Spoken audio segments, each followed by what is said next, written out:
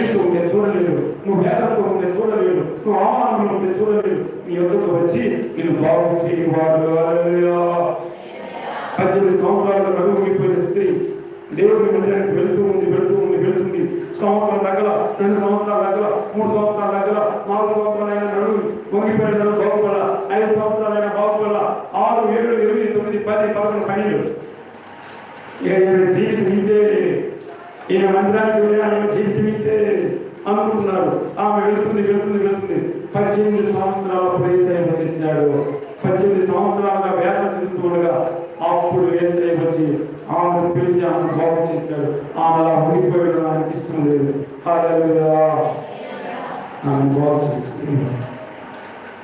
కనికరపడే దేవుడు, సహాయం చేసే దేవుడు. ఏ విధంగా సహాయం చేస్తాడో నీకు అర్థం కాదు, నాకు అర్థం కాదు. ఆయన సహాయం మాత్రం నీకు అందుతుంది.